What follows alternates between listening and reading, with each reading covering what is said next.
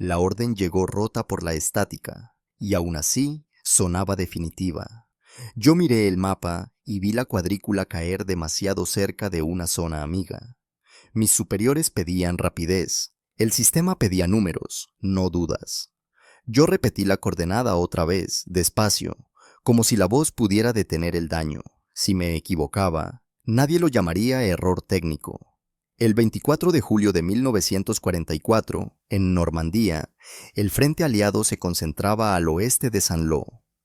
La operación terrestre dependía de un apoyo aéreo táctico coordinado con mapas, horarios y redes de radio.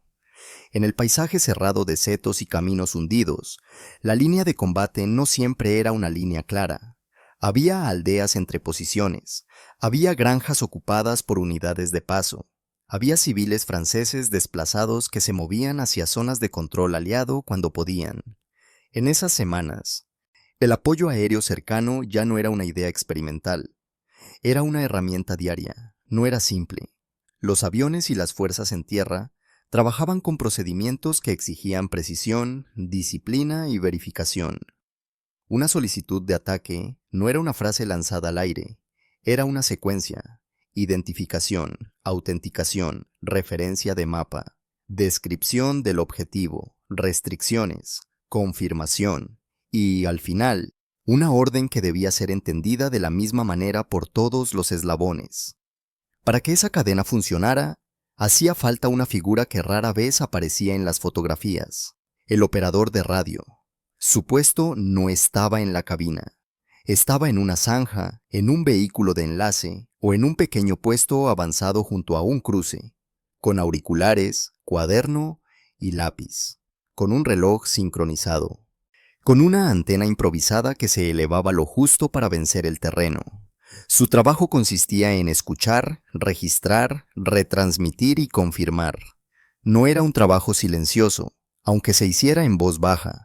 El oído debía distinguir entre estática, interferencias, acentos y urgencias. El error podía entrar por una sílaba mal oída o por un número repetido de forma incompleta. En aquel sector, el operador estaba adscrito a un equipo de enlace para apoyo aéreo que trabajaba cerca de un puesto de mando de infantería. La unidad se movía con la misma prudencia que el resto. No buscaba protagonismo. Buscaba mantener un canal abierto en medio del caos. La jornada empezaba con comprobaciones rutinarias: frecuencias, baterías, conexiones, plan de llamadas, señales de identificación, revisión del mapa con las referencias del día, zonas de seguridad, líneas que no debían cruzarse, áreas con presencia de población civil conocida por patrullas y enlaces. La situación operativa, a finales de julio, era de presión acumulada. Los mandos querían romper el frente alemán y salir del terreno cerrado. Para lograrlo, se planificaban ataques aéreos de saturación y golpes tácticos sobre concentraciones enemigas. Pero el mismo esfuerzo generaba un riesgo paralelo: los errores de identificación en un paisaje sin grandes referencias visibles, los cambios rápidos de posición de unidades amigas, la presencia de columnas de vehículos propios en carreteras estrechas, la circulación de civiles que buscaban refugio o que regresaban a sus casas entre combates. El operador lo veía en lo pequeño. No necesitaba informes completos para saber que el sistema estaba bajo tensión. Bastaba con escuchar la radio durante una hora. Solicitudes que se solapaban, mensajes interrumpidos por interferencias, indicaciones que llegaban con retraso, cambios de objetivo por una nube inesperada, un enlace que pedía repetir una coordenada, otro que respondía con prisa y omitía el prefijo. En teoría, la solución era simple: repetir y confirmar. En la práctica, cada repetición consumía segundos que, en combate, parecían caros. La presión institucional empujaba hacia la velocidad. La realidad técnica exigía lo contrario. El operador se movía entre esas dos fuerzas. Aquella mañana, el puesto de mando recibió información de que un grupo enemigo se estaba reorganizando detrás de una línea de setos y granjas. La noticia no era excepcional. Lo excepcional era el momento. Se preparaba un esfuerzo mayor, y cada informe se leía como parte de un patrón. Un oficial de enlace transmitió una solicitud de apoyo. No se trataba de una decisión improvisada en el último minuto. Había ventanas de tiempo asignadas. Había aviones en espera, listos para ser dirigidos hacia objetivos de oportunidad. El operador recibió la cadena de mensajes con la atención habitual. Anotó el indicativo. Anotó la hora. Escuchó la descripción del objetivo. Y escuchó, sobre todo, la referencia de mapa. La orden que llegó por radio no era absurda. Era, precisamente, el tipo de orden que podía ser peligrosa por parecer correcta. Una serie de números pronunciados con rapidez, una cuadrícula, un par de cifras que debían encajar con el resto, un prefijo que, en algunos sistemas, se daba por supuesto. El operador volvió a mirar el mapa sin levantar la voz, localizó el punto. Su lápiz marcó una zona que no encajaba con la descripción previa. La coordenada situaba el objetivo más cerca de una ruta usada por unidades aliadas de retaguardia que de un área enemiga prevista. Además, esa zona coincidía con un punto de reunión civil que se había formado en torno a una iglesia y a un edificio municipal. No era un campamento formal, era un lugar donde los civiles se concentraban porque allí encontraban un médico, una cocina de campaña o un control de paso. El operador lo sabía por las conversaciones del día anterior, lo sabía por el flujo de mensajes logísticos, lo sabía por la evidencia visible cuando el humo se abría. Carros, mantas, niños, gente esperando. En la cadena de apoyo aéreo existían medidas para evitar ese tipo de tragedias. Pero esas medidas dependían de que las palabras y los números se transmitieran con exactitud. Una inversión de 2 dígitos podía desplazar un ataque cientos de metros. En Bocage, cientos de metros eran la diferencia entre un seto con un nido de ametralladoras y una calle con refugiados. El operador no interrumpió con dramatismo. Aplicó procedimiento. Pidió confirmación con una fórmula breve. Repitió la coordenada tal como la había oído. Pidió que se leyera de nuevo, despacio. En ese segundo, se oía el cansancio al otro lado. No era hostilidad, era prisa. La respuesta llegó con otra repetición rápida, casi idéntica. El operador insistió, no elevó el tono, no apeló a emociones, apeló al método. Señaló que la coordenada, tal como estaba, caía dentro de un área con presencia aliada registrada. No necesitó describir a los civiles. En ese contexto, bastaba con decir zona amiga. Bastaba con decir restricción. El oficial de enlace, a su lado, lo miró con una mezcla de irritación y duda. Los tiempos del ataque estaban cerca. Los aviones no esperaban indefinidamente. El operador lo sabía, y aún así mantuvo la petición de verificación. La radio devolvió una tercera lectura. Esta vez, el operador detectó lo que faltaba. No era una cifra nueva, era un elemento omitido, un prefijo de cuadrícula, o una referencia que pertenecía a otra hoja de mapa, o una convención compartida por una parte de la cadena, pero no por toda. En operaciones combinadas, esas fricciones existían. No eran fallos de voluntad, eran fallos de compatibilidad bajo presión. El operador solicitó la confirmación con el centro de control de apoyo correspondiente. Pidió que se verificara la cuadrícula con la misma hoja que usaba la unidad en tierra. Pidió que se confirmara el objetivo por descripción, no solo por números. Edificio, camino, seto, dirección de la carretera, distancia a un punto conocido. Esa comprobación introdujo un retraso. No fue largo en términos civiles, fueron minutos. En guerra, minutos pueden parecer una eternidad. En ese intervalo, la radio se llenó de mensajes superpuestos. Otros pedían prioridad, otros anunciaban cambios de tiempo, otros informaban de humo en el área objetivo. El operador siguió con su cuaderno abierto. No intentó ganar una discusión. Intentó mantener la coherencia. Una y otra vez repitió la misma idea en forma técnica.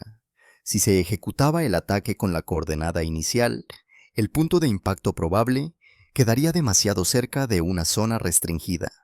No afirmó que el desastre fuera seguro. Dijo que era posible. Dijo que era inaceptable sin confirmación. Finalmente, llegó la corrección. La orden original tenía un elemento equivocado o incompleto. La coordenada correcta situaba el objetivo más al sur, en una línea de setos donde sí se esperaba actividad enemiga. El cambio no era gigantesco en el mapa. En el terreno, era crucial. El operador transmitió la corrección con la lectura completa, con la repetición obligatoria, con el formato estándar, y pidió confirmación de recepción. La cadena respondió con la confirmación. El ataque, en ese momento, pudo ser redirigido o cancelado para reordenarlo. No fue un acto heroico con aplausos, fue un ajuste administrativo y táctico, una rectificación en una red de voz y números. En los minutos siguientes, el puesto de mando volvió a su rutina tensa. La guerra no se detuvo para agradecer. Las comunicaciones siguieron. Los informes de contacto siguieron. Las peticiones de fuego siguieron. El operador continuó escuchando, como antes, pero el cambio ya había ocurrido. Una orden confusa había sido tratada como una señal de riesgo, no como una instrucción inevitable. Los efectos de ese tipo de decisión se miden de forma indirecta. En los registros de operaciones, a veces aparece una nota breve. Objetivo corregido por discrepancia de coordenadas. Retraso por verificación. Confirmación de zona restringida. No siempre se añade más, no siempre se conserva el detalle del porqué, y cuando se conserva, rara vez se convierte en una historia pública. En Normandía, el verano de 1944 dejó numerosos ejemplos de lo contrario. Bombardeos que cayeron cortos, ataques mal orientados por humo o nubes, errores de reconocimiento, víctimas civiles en pueblos liberados a medias, fuerzas aliadas afectadas por sus propias bombas. Esa realidad explica por qué la insistencia en la verificación no era un capricho, era una necesidad nacida de la experiencia. El operador conocía esa experiencia sin necesidad de leer informes generales. Le bastaba con escuchar a los sanitarios pedir evacuación. Le bastaba con oír a las unidades reclamar que no se repitiera un patrón. Le bastaba con comprobar cómo cambiaban los procedimientos después de cada incidente. Tras aquel día, la unidad reforzó prácticas ya existentes. Se insistió en la lectura completa de coordenadas. Se limitaron los mensajes improvisados. Se recordó que las descripciones físicas del terreno debían acompañar al número. Se reforzó la disciplina de repetición y confirmación, no como un ritual, como un freno contra el error.